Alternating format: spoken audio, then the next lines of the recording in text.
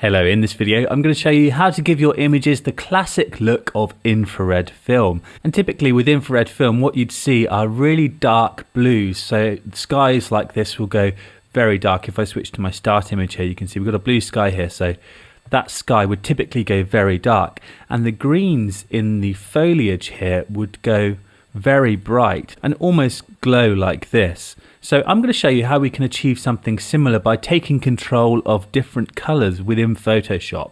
So we'll start off by taking our image here into Adobe Camera Raw. So I'm just going to right click it and choose Open in Camera Raw, and it'll pop open in Photoshop's Camera Raw plugin. Now the first thing I'm going to do is make a couple of quick adjustments to the tones here in the basic panel.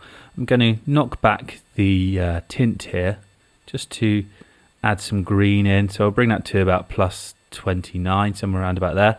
And we could also perhaps just see if we can lift the shadows, so we'll bring the shadows up quite high. Let's go for somewhere around about there, I think. And I think we could also crisp up the details with the clarity slider, so let's bring that to about plus 23. And I'm also going to add saturation, and you might think, why bother adding saturation when we're going to be converting our image to black and white? Well, the colors still play a part in the conversion, and by upping the saturation we can make the colors more intense, so that when we choose to darken down the blues and lighten up the greens, they'll be more affected because we've added saturation at this stage.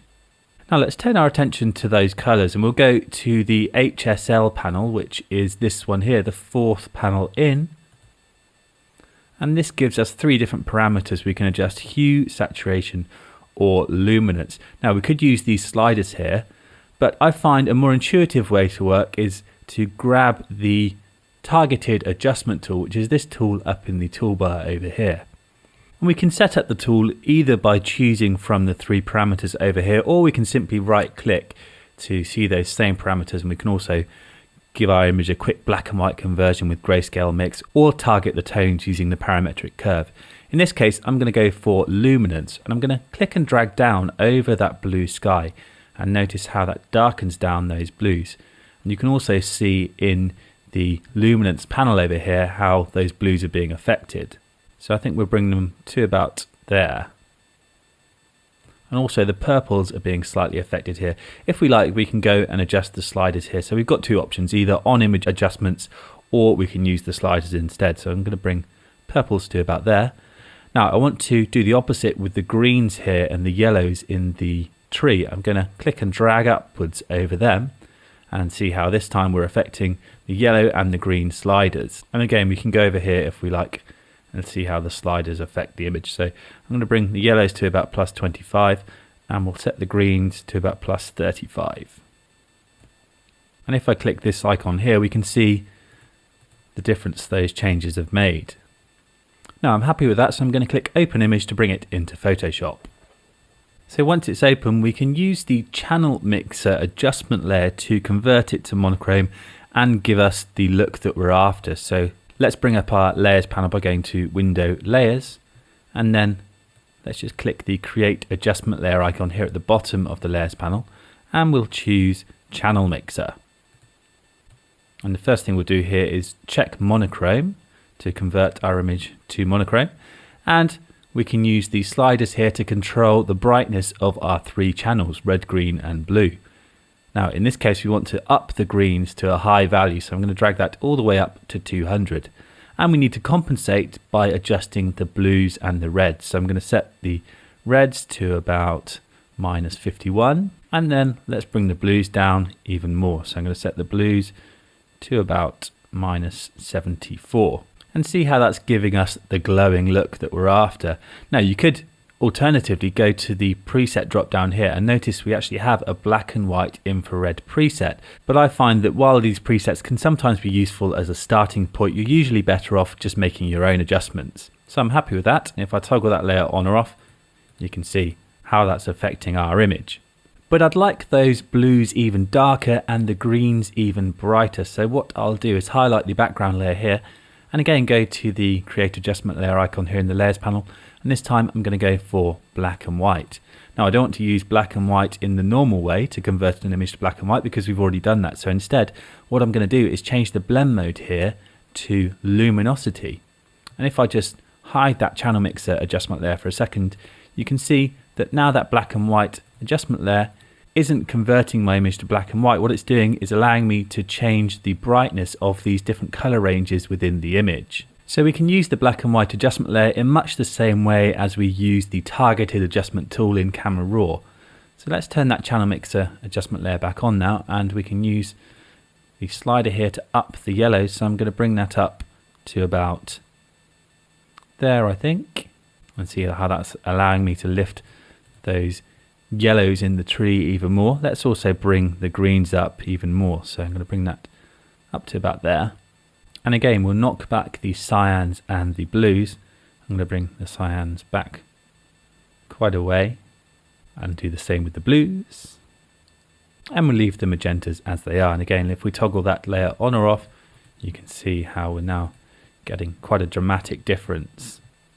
Next, what I'd like to do here is add a blur effect, because I want to mimic the effects of using a lens mounted infrared filter, and these filters are very dense, so often you'd find you'd need quite a long exposure. So I'm going to mimic that effect by blurring the clouds here slightly. So I'm going to highlight the top layer here and then use the keyboard shortcut Command or Control, that's Command on a Mac, Control on a PC. If we hold that plus Alt, Shift and E, so Command or Control, Alt, Shift and E, and that will merge a copy of all of those layers and give me a new layer at the top of my layer stack here. So I'm going to double click the layer name there and we'll just call it Blur.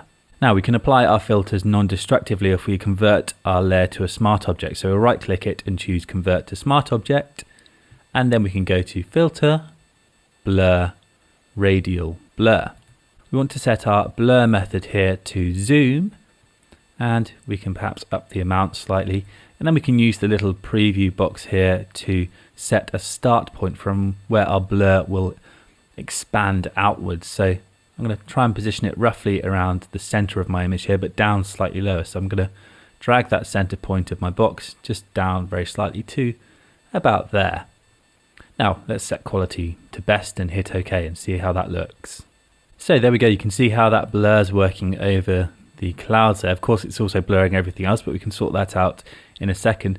Now I think the blur is angled down slightly too low, so I'm going to double click the radial blur smart filter here in the layers panel, and I can just tweak that point there. So I'll bring it up slightly and see how that looks. And I'm pretty happy with that. So now I'm going to hide the blur effect. I'm going to hold Alt and click the Add Layer Mask icon here at the bottom of the layers panel. And that will give me a full black mask that completely hides everything on that blurred layer.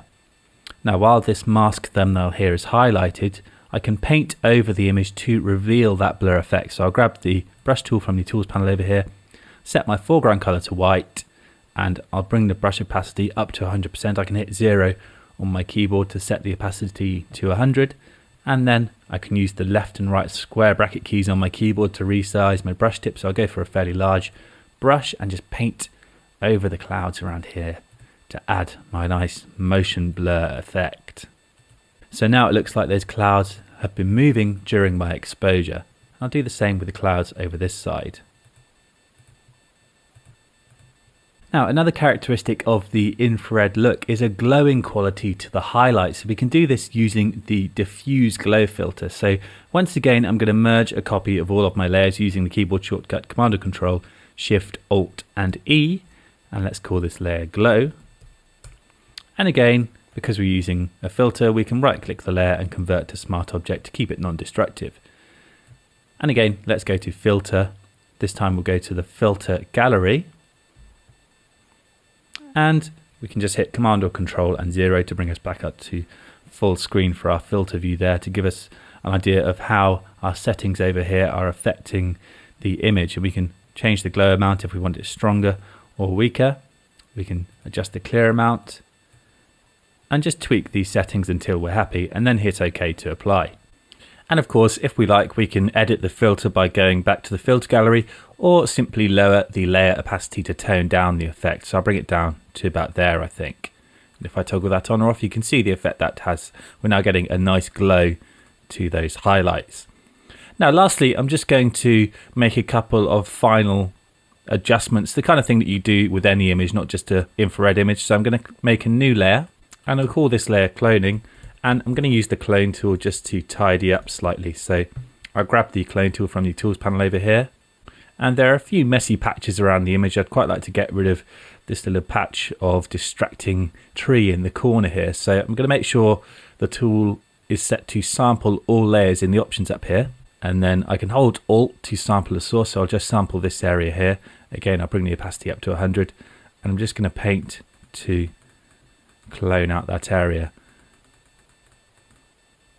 So I'm sampling from the layers below while painting on my new layer here. As I say, this is all just about fine-tuning the image, much as you would with any image. With that done, I might just try a little bit of dodging and burning. So I'm going to make another new layer once I've finished cloning out this little corner here. So I'm going to make another new layer. I'm going to hold Alt this time and click the Create New Layer icon to give me my new layer options here. And we'll call this layer Dodge Burn. And then I'll set the mode to Overlay in the options here and check this little fill box and hit OK. And that gives me a grey layer here, and I can paint on this layer with black or white, or use the dodge and burn tools to lighten or darken parts of my image. So I'm going to grab the brush tool, hit D to set my foreground colour to black, and I'll hit 1 to set the opacity to about 10% there. And I'm just going to paint to darken down some of these areas down here, just to balance out the image a bit.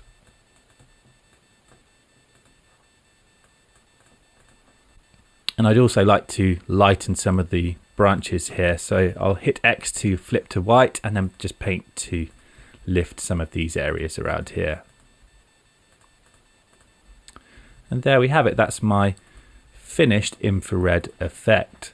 So if we just take a quick look back through our layers here, this was our original color image that we brought in from Camera Raw. We then added the channel mixer to darken the blues and lift the greens and yellows. We used a black and white adjustment layer to make the effect even stronger before adding blur to the clouds and a touch of diffuse glow, and then finally finished off by tidying up. And that's it.